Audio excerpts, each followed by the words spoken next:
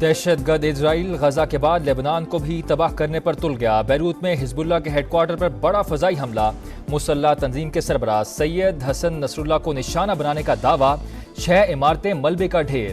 حسن نصر اللہ محفوظ رہے، بیٹی زینب نصر اللہ شہید ہو گئیں۔ اسرائیلی میڈیا کی رپورٹ، ملبے سے 8 لاشیں نکال لی گئیں، 100 سے زائد زخمی۔ مسلسل بمباری سے شہریوں میں خوف و ہراس، حزب اللہ کے جوابی راکٹ حملے، شمالی اسرائیل میں کئی گھروں میں آگ لگ گئی۔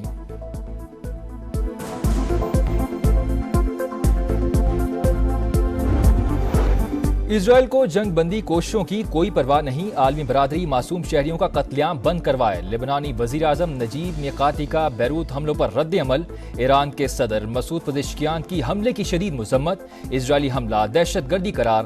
ایرانی سپریم لیڈر آیت اللہ خامنائی نے قومی سلامتی کونسل کا ہنگامی اجلاس طلب کر دیا۔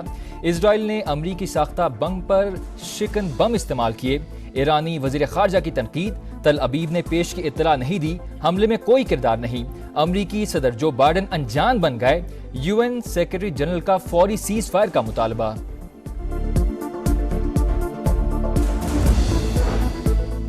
غزہ میں سفاکیت برقرار، صہیونی فوج کے جبالیہ، دیر البلا اور نصیرات پر حملے، 24 گھنٹوں میں 31 شہادتیں، مجموعی تعداد 41,550 ہو گئی۔ مغربی کنارے میں گھر گھر چھاپے، متعدد فلسطینی گرفتار۔ القسام بریگیڈ کے صہیونی فورسز پر حملے، ٹینک اور گاڑی تباہ، 2 فوجی جہنم واصل۔ سعودی عرب کا آزاد فلسطینی ریاست کے قیام کے لیے بین الاقوامی اتحاد کا اعلان۔ اسرائیل فلسطینیوں کی نسل کشی میں مصروف، دنیا خاموش تماشائی بنی ہوئی ہے۔ کیا ہم بچوں کو ملبے تلے مرتا اور ماؤں کو بلکتا دیکھ کر آنکھیں بند کر سکتے ہیں؟ اب صرف مذمت سے کام نہیں چلے گا، عمل بھی کرنا پڑے گا۔ وزیر اعظم شہباز شریف نے اقوام متحدہ کی جنرل اسمبلی سے خطاب میں مظلوم عوام کا مقدمہ اٹھا دیا۔ غزہ میں قتل عام اور مقبوضہ کشمیر میں بھارتی مظالم کی شدید الفاظ میں مذمت، اسرائیلی جارحیت کو رکوانا عالمی برادری کی اولین ذمہ داری قرار۔ 1967 کی پوزیشن پر آزاد فلسطینی ریاست کے قیام پر زور، لبنان پر بمباری کی بھی مذمت، پاکستانی وفد کا نیتن یاہو کے خطاب سے پہلے واک آؤٹ۔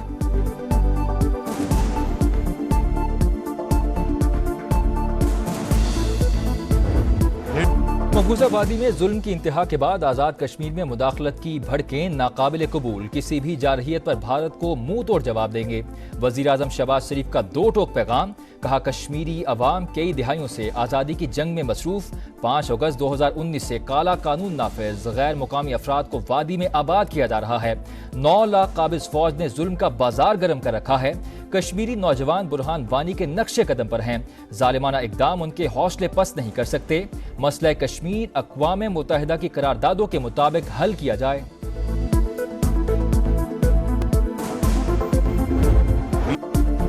پاکستان کو 2 دہائیوں سے دہشت گردی کا سامنا، فتنہ الخوارج کا خاتمہ کر کے دم لیں گے، افغان حکومت اپنی سرزمین کا استعمال روکے، سرحد پار بدامنی پھیلانے والوں کے خلاف کارروائی کرے، وزیر اعظم شہباز شریف کا مطالبہ۔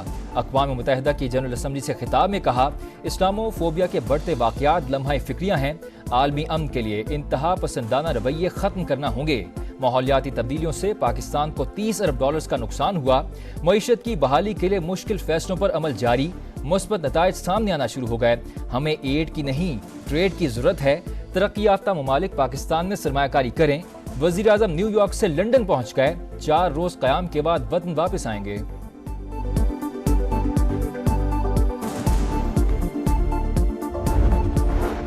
مایوسی پھیلانے کی ناکام کوششیں کرنے والوں کو قوم کی اجتماعی کوششوں سے شکست ہوئی، پاکستان کے روشن مستقبل پر غیر متزلزل اعتماد ہونا چاہیے، اقوام عالم میں اپنا بہتر مقام برقرار رکھیں گے۔ IT منصوبوں کا مقصد ترقی کے لیے انتہائی سازگار ماحول فراہم کرنا ہے، آرمی چیف پرعزم۔ جنرل عاصم منیر کا دورہ کراچی، آپریشنل تیاریوں اور تربیتی اقدامات پر بریفنگ، سپاہی سالار نے انوویسٹا انڈس IT پارک کا افتتاح کر دیا، وزیر اعلیٰ سندھ کی بھی تقریب میں شرکت، آرمی چیف نے تاج برادری سے بھی ملاقات کی، مثبت معاشی اعشاریوں کے حصول کے لیے SIFC کے کردار کی تعریف۔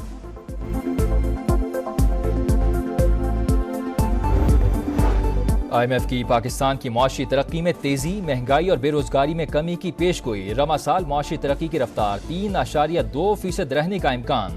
مہنگائی کی اوسط شرح 9.5% پر آنے کا تخمینہ، بہتری کے باوجود کئی اہم چیلنجز درپیش، نئے قرض پروگرام کے بعد عالمی مالیاتی ادارے کی رپورٹ، صنعت کاروں اور بڑے زمینداروں سے ٹیکس وصولی کا مطالبہ، سرکاری اداروں میں اصلاحات اور غیر ضروری مراد ختم کرنے پر زور۔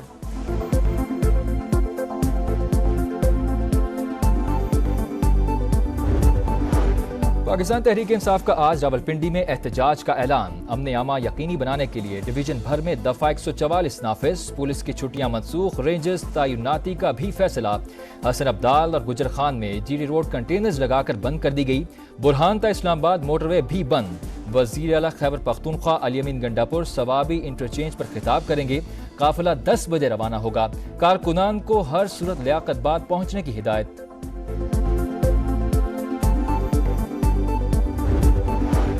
پیپلز پارٹی کے وفد کی مولانا فضل الرحمان سے ملاقات، مجوزہ آئینی ترامیم سمیت ملک کی سیاسی صورتحال پر تبادلہ خیال، آئینی پیکج پر جے یو آئی سربراہ سے مشاورت، رابطے جاری رکھنے پر اتفاق، کوئی بھی مسودہ اتفاق رائے سے ہی سامنے آئے گا، نوید قمر کی گفتگو۔ حکومت بانی پی ٹی آئی کا ٹرائل چاہتی ہے، شیطانی ترمیم کے ذریعے حکمران طبقے کے لیے کھیل رچایا جا رہا ہے، ہم دیوار بنیں گے، شیخ وقاص اکرم اور شبلی فراز کی پریس کانفرنس، ترمیم کے حق میں ووٹ کے لیے لوگوں کو اٹھانے کا الزام، کہا آزاد عدلیہ ملک کی مستقبل کی ضمانت ہے، مولانا فضل الرحمان نے یقین دلایا ہے کہ وہ اپنا کندھا جمہوریت یا عدلیہ کے خلاف استعمال نہیں ہونے دیں گے۔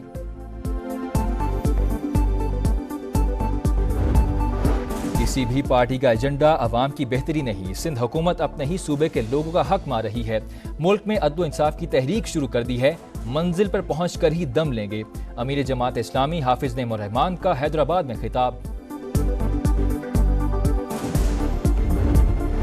چینی حکام اور بڑے کاروباری گروپ پاکستان میں سرمایہ کاری اور مواصلات سمیت دیگر شعبوں میں تعاون پر آمادہ، ڈسکوز کی نجکاری اور خصوصی اقتصادی زون کراچی میں گہری دلچسپی کا اظہار، وفاقی وزیر سرمایہ کاری بورڈ مواصلات اور نجکاری عبدالعلیم خان کا جانگ ڈسٹرکٹ میں بزنس راؤنڈ ٹیبل کانفرنس سے خطاب، کہا پبلک پرائیویٹ پارٹنرشپ اور بزنس ٹو بزنس تعاون حکومت کی ترجیح ہے، عبدالعلیم خان کی China roads and bridges corporation کے چیئرمین ڈو فائی سے بھی ملاقات۔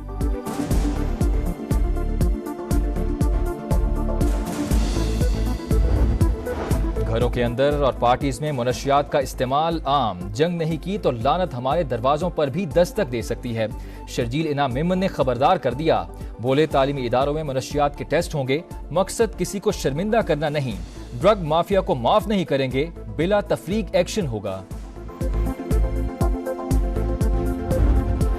میرپور خاص میں ڈاکٹر شاہ نواز قتل کیس، سندڑی تھانے میں D I G Javed Jiskani, 2 S S Ps اور 5 سب انسپیکٹرز کے خلاف مقدمہ درج، دہشت گردی کی دفعات بھی شامل۔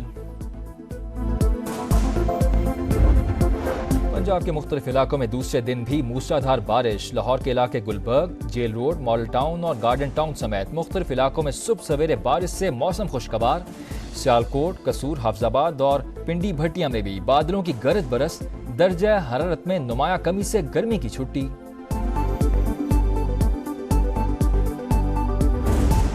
نیو یارک میں پاکستان، ایران، چین اور روس کے وزراء خارجہ کی ملاقات، افغانستان میں امن و استحکام کے فروغ پر تبادلہ خیال۔